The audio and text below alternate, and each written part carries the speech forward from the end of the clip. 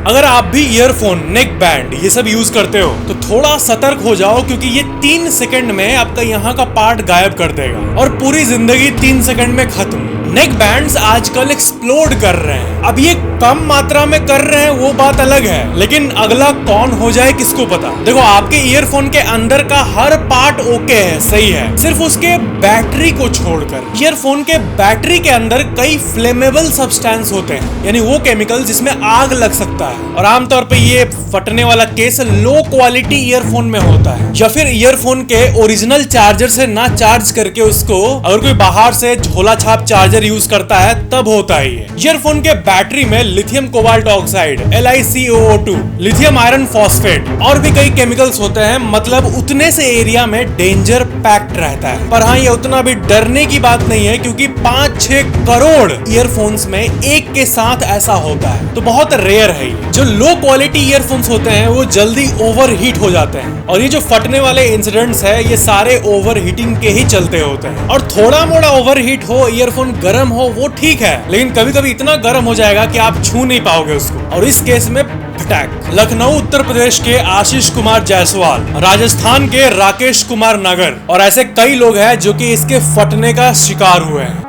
Fact number 11, आपने सुना ही होगा कि डोनाल्ड ट्रंप गोल्ड कार्ड बेच रहे हैं अमेरिका का। यानी अगर आपका सपना है कि आप अमेरिका में बसो, आपको वहां की प्रॉपर सिटीजनशिप मिले, तो 43 करोड़ रुपए अपने जेब से दो और गोल्ड कार्ड लो और अमेरिका में बस जाओ। अब मुझे समझ नहीं आ रहा ये लेगा कौन। जिसके पास 1000 करोड़ की संपत्ति होगी वही इंसान शायद एक 43 करोड़ का गोल्ड कार्ड ले पाएगा। तो यहाँ तक तो ठीक था।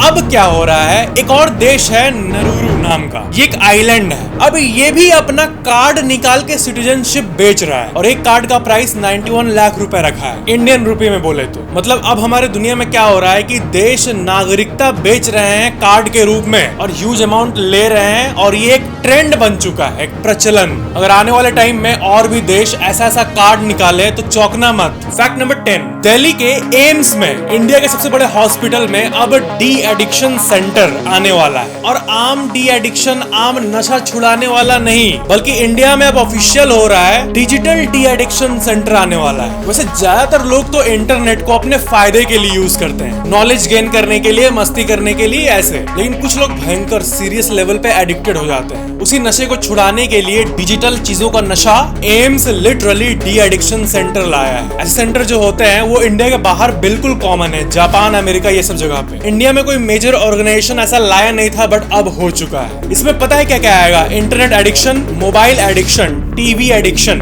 यानी जो भी पिक्सल वाली चीजें हैं सब कुछ डिजिटल वाली। फैक्ट नंबर 9, चैनल को सब्सक्राइब करके बेल आइकन पे क्लिक करके ये ऑल वाला बटन हमेशा ऑन रखना, ताकि वीडियो आपको सबसे पहले मिल जाए। साल 2025 के महाकुंभ में पिंटू महारा नाम के एक व्यक्ति ने जितने कुछ दिन महाकुंभ था वही 30-45 दिन, उन 45 दिनों में ये 30 करोड़ रुपए कमाए, और इस बात को उन्होंने पब्लिकली डिस्क्लोज किया। अब लोग पूछ रहे हैं कि भाई ये कैसे पॉसिबल है कि 45 महीने में 30 करोड़ रुपए, जो कि एक आम परिवार अपने पूरे जिंदगी में 1-2 करोड़ जमा नहीं कर पाता है, ये 45 दिन में 30 करोड़ रुपए कैसे कमा लिए। देखो, ये पहले से ही अच्छे खासे थे, अमीर थे, लेकिन महाकुंभ ने इनको और अमीर बना दिया। हुआ क्या कि इनके पास थी करीब 130 बोट्स, 130 नाव थी इनके पास, और हर नाव अलग अलग अपना अपना पैसा कमा रहा है उनका। तो अगर आप थोड़ा गणित लगाओ तो 45 दिनों में 30 करोड़ रुपए कमाने के लिए एक दिन में लगभग 70 लाख रुपए कमाने होंगे। अब 70 लाख रुपए एक दिन में तो बहुत है, लेकिन जिस इंसान के पास 130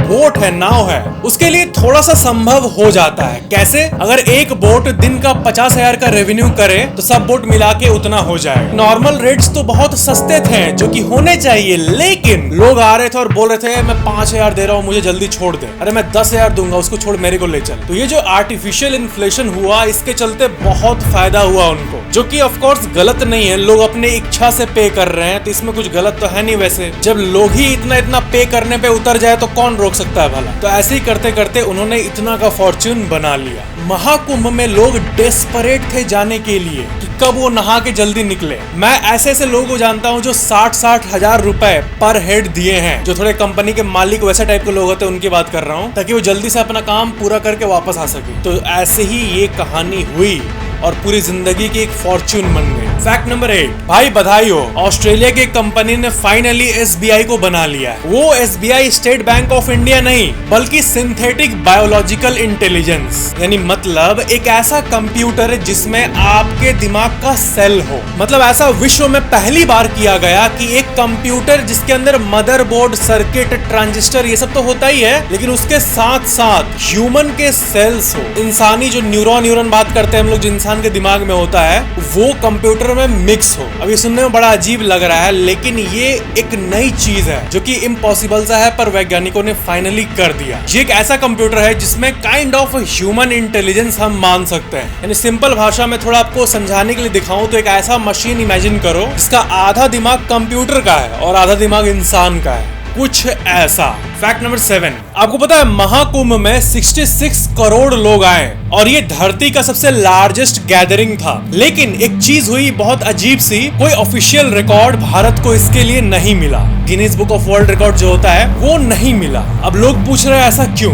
ऐसे महाकुंभ के अंदर तो बहुत सारे रिकॉर्ड हुए हैं, हैंड प्रिंटिंग का, साइमल्टेनियस एक साथ बहुत सारे लेबर काम कर रहे हैं उसका, ये सब अंदर का रिकॉर्ड तो ठीक है, लेकिन जनता ये पूछ रही है कि धरती की सबसे बड़ी गैदरिंग का रिकॉर्ड क्यों नहीं मिला? देखो क्या है कि 2025 के महाकुंभ में 35 से 40 करोड़ लोगों के आने की संभावना थी, तो सरकार ने रिकॉर्ड एजेंसीज को पहले से बोल के नहीं रखा। उनको लगा कि 30-35 करोड़ लोग आएंगे, इतना तो पहले भी आ चुके हैं, तो सरकार ने कोई ट्रैकर, कुछ डिवाइस इंस्टॉल करने नहीं बोला Guinness book of world record वालों को, और महाकुंभ शुरू हो गया और अंत हुआ तब पता चला अरे बाप रे 66 करोड़ लोग। तो अगर Guinness book of world record वालों को बोल दिया जाता और वो अपना मशीन लगा के ट्रैक करते लोगों का नंबर, तब एक कंफर्म्ड रिकॉर्ड मिल जाता, जो कि हमेशा के लिए अंग्रेजों के लिए भी किताबों में दर्ज हो जाता। भारत के लिए रिकॉर्ड तो है ही ऑफ कोर्स, और इंडियन गवर्नमेंट ने काउंट किया है, भारत सरकार ने, तो भारत के अंदर तो ये रिकॉर्ड माना गया है, लेकिन अंग्रेजों को मनाना मुश्किल है। अब आप सोच रहे होंगे ये अजीब है बड़ा, अगर 66 करोड़ लोग आए हैं तो उन्होंने मान क्यों नहीं लेते क्या है, इतना नौटंकी क्या करते हैं? नौटंकी इसलिए क्योंकि वो बहुत ढीठ है, वो एकदम प्रूफ के साथ रिकॉर्ड लेते हैं, एक इधर उधर कुछ गड़बड़ नहीं होना चाहिए। तो इंडियन गवर्नमेंट का डेटा वो नहीं मानेगी, उनको ऑफिशियल अपना कैमरास लगाकर काउंटिंग करना था, क्योंकि सरकार ने पहले उनको बोला ही नहीं, तो वो किए ही नहीं, और बाद में पता चला कि ऑलमोस्ट 70 करोड़ लोग आ गए। मेरे ख्याल से भारत सरकार को अपना Guinness book of world record, मतलब Indian record book, Indian historical records या ऐसा कुछ ऑफिशियल लॉन्च करना चाहिए। कब तक हम विदेशी चीजों को ऑफिशियल मानते रहेंगे? फैक्ट नंबर 6, देखो ऐसे कई रिपोर्ट्स आ रहे हैं कि एस्ट्रोलॉजर ने 6 लाख रुपए लूट लिए ऑनलाइन। तो देखो हो क्या रहा है कि कई एस्ट्रोलॉजर ऑनलाइन कांटेक्ट कर रहे हैं उन लोगों को जो इस सब चीजों पर यकीन करते हैं, और वो एस्ट्रोलॉजर रियल होते भी नहीं है, और वो बोलते हैं कि हम आपका विधि, रिचुअल्स, तांत्रिक वाली चीजें सब ऑनलाइन करेंगे, आप पैसा भेजते रहो। और जो इन सब चीजों में मानते हैं वो तो डूबे हुए रहते हैं इन सब चीजों में, तो वो पैसा देते रहते हैं उनको, और बाद में पता चलता है वो कोई तांत्रिक नहीं, फ्रॉड था। तो देखो जो कंपनीज एस्ट्रोलॉजी का सर्विस प्रोवाइड करती है, जो मार्केट प्लेस है, वो सब तो ठीक है, अगर आपको यकीन है एस्ट्रोलॉजी में तो आप कांटेक्ट कर सकते हो उन ट्रस्टेड जगहों से। लेकिन ऑनलाइन कोई डीएम में आपको डायरेक्ट मैसेज करे कि मैं यहाँ का ये हूँ, मैं यहाँ का ये हूँ, मैं यहाँ का तांत्रिक हूँ, उन मैसेज पे यकीन नहीं करना है। बाकी कई ऑफिशियल प्लेटफॉर्म तो है इन चीजों के लिए, आपके सर्विस को पूरा करने के लिए। कुछ बड़ा बोले मैसेज में कि मैं ये कर दूंगा वो कर दूंगा, ये बेवकूफी है। ऐसे एक लड़की से 6 लाख रुपए लूट लिया गया ऑनलाइन, और उस बेचारी के कई सालों की सेविंग थी वो। तो इन सब चीजों में आप बिल्कुल भी मत पड़ना, और सबको बता देना कि ऑनलाइन इन सब चीजों पे यकीन नहीं करने जब तक वो किसी प्लेटफॉर्म के थ्रू ना हो। यहाँ पर एक बहुत डीप सी चीज है, एक बार सुनना ध्यान से। आपको कोई सर्विस चाहिए, आपको कोई सर्विस देने वाला है और बीच में प्लेटफॉर्म है, तो वो आपके लिए कंफर्टेबल और इजी हो जाता है। Amazon और ई कॉमर्स इंडिया में इतना बूम क्यों हुआ? इजी रिटर्न, नहीं पसंद आया वापस रिटर्न कर दो, सेलर को लेना ही पड़ेगा, क्योंकि बीच में Amazon ऐसे बैठा हुआ है। कुछ कंप्लेन है, Amazon सुनेगा, Amazon आपको रिफंड कर देगा, Amazon अपना लॉस झेल लेगा। तो बायर एक पावर फील करता है, अगर आपका दिया हुआ पैसा एक मिडिल मैन के हाथ में है, अगर वो सामने वाला कुछ गड़बड़ करता है तो ये आपको वापस दे देगा पैसा और उसको अपने प्लेटफॉर्म से ढकेल देगा। लेकिन जब आप किसी चीज में डायरेक्टली डील करते हो 1 to 1, तो पूरा रिस्क आपका होता है। थोड़ा डीप था लेकिन आप समझ रहे होगे इस ऑनलाइन सिस्टम को, इसलिए प्लेटफॉर्म्स बहुत जरूरी है। फैक्ट नंबर 5, ये सबसे गजब फैक्ट्स में से एक है, आप यकीन नहीं करोगे, आप बोलोगे क्या बोल रहा है भाई। नॉर्थ कोरिया का एक इंसान था मिस्टर चो नाम का, CHO लिखा हुआ है, पता नहीं इसको को पढ़ेंगे या चो पढ़ेंगे। वो भाग गया नॉर्थ कोरिया से, किम जोंग वाले इलाके से, और यूके में सेटल हो गया फाइनली। अब वहां पर इसने बहुत चीजों का खुलासा किया कि वो बेचारा क्यों भागा उस देश से। उन्होंने कहा कि अगर आप नॉर्थ कोरिया में टीवी लोगे, टीवी खरीदना भी एक बहुत बड़ा चैलेंज है, और टीवी आपको अगर मिल भी गया, आप घर में लगा दिए, आपने एंटेना लगाया, तो वहां किम जोंग की सरकार आती है और आपके घर से सारे एंटेना को निकाल देगी सिर्फ एक को छोड़कर, और आपको वही देखना पड़ेगा टीवी में।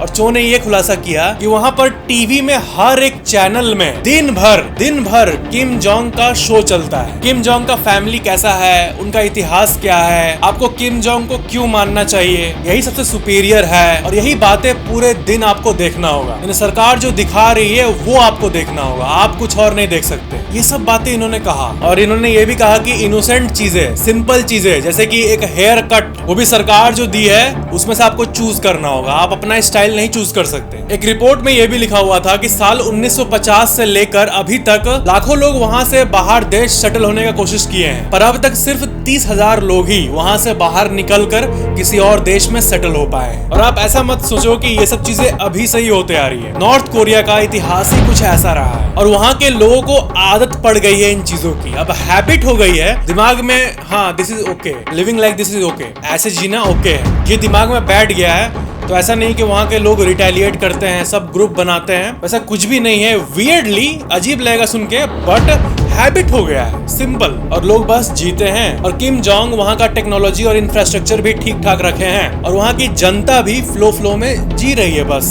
फैक्ट नंबर 4, भाई क्या आपके घर में कोई IT फील्ड में जॉब करता है? अभी एक स्टडी आई थी, एक रिपोर्ट, उसमें यह पता चला था कि IT फील्ड में काम कर रहे लगभग 80% लोगों का फैटी लिवर आया। 80% लोगों का ऐसा लिवर आना बहुत डेंजरस है, और ऑफ कोर्स ये IT फील्ड में इसीलिए हो रहा है क्योंकि IT फील्ड में खाली बैठ के काम करना होता है, फिजिकल वर्क तो ना के बराबर होता है। हालांकि ये सैंपल साइज कम था, फिर भी ऐसी जब भी रिपोर्ट्स आती है तब मैक्सिमम लोगों का लिवर अनहेल्दी निकलता है, जो कि काफी कंसर्निंग है। और शायद लोग आपको कहें कि अरे फैटी लिवर तो आजकल सब कोई का होता है, इसमें खास क्या है? खास ये है कि अभी नहीं पता चल रहा है ना, लेकिन अभी से 7 साल 10 साल बाद वो जब कंडीशन और वर्स होगी, लिवर सिरोसिस और क्या क्या अजीब बीमारी नहीं हो सकता। मतलब वही मोरल ये कि थोड़ा हेल्थ पे हमें ध्यान देना चाहिए। फैक्ट नंबर 3, हिमांशी कश्यप, जो कि उत्तर प्रदेश की मुरादाबाद की है, एक दिन उसके स्कूल के प्रिंसिपल ने ऐसा मारा, और वो इतना इंटेंस था, पता नहीं कैसे उसका एक आंख का विजन, जो रोशनी था, वो चला गया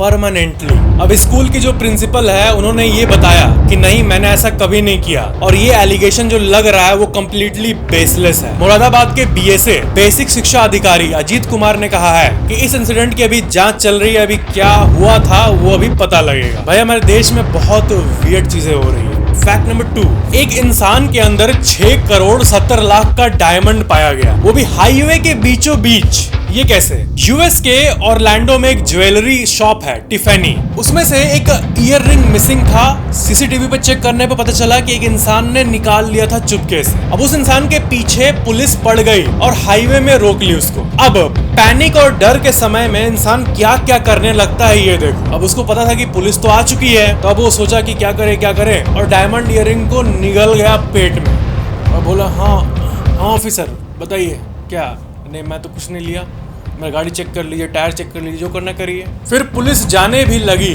लेकिन फिर एक पुलिस को शक हुआ ये जरूर वही काम किया है जो लोग एयरपोर्ट्स में करते हैं स्मगलिंग के टाइम। फिर उसका बॉडी स्कैन किया गया, और एक्चुअली में उसने घोट चुका था उस ईयरिंग को। और उसका प्लान ये था कि पेट का हाइड्रोक्लोरिक एसिड डायमंड को तो पिघला पाएगा नहीं, क्योंकि डायमंड धरती के सबसे स्ट्रॉन्गेस्ट ऑब्जेक्ट्स में से एक है। वो बाद में उसको निकाल देगा और उसको फिर साफ करके फिर बेच देगा कहीं पे। लेकिन फिर इंटेलिजेंट पुलिस ऑफिसर्स ने उसको पकड़ लिया। फैक्ट नंबर 1, जब किसी का डिवोर्स होता है तो आपने एलिमनी के बारे में जरूर सुना होगा। पति को पत्नी को अगर कोर्ट कही तो पैसा देना पड़ता है, और इंडिया के इस पूरे डिवोर्स सीन में सबसे ज्यादा एलिमनी एक्टर ऋतिक रोशन ने पे किया है सुजैन खान को, जो कि मीडिया रिपोर्ट्स के हिसाब से लगभग 380 करोड़ रुपए था। तो आप लोगों में से बहुत लोग पूछते हो कि भाई एक टेक्निकल क्वेश्चन है इसको लेके कि क्या जो एलिमनी देना पड़ता है, क्या वो जिसको मिलता है उससे सरकार टैक्स लेती है, ऐसा कुछ है क्या इसमें? जैसे मान लो अगर कोई 300 करोड़ लॉटरी में जीता तो अगर टैक्स लगे तो इस पे 30% टैक्स लगता है, यानी लगभग 100 करोड़ सरकार ले लेगी,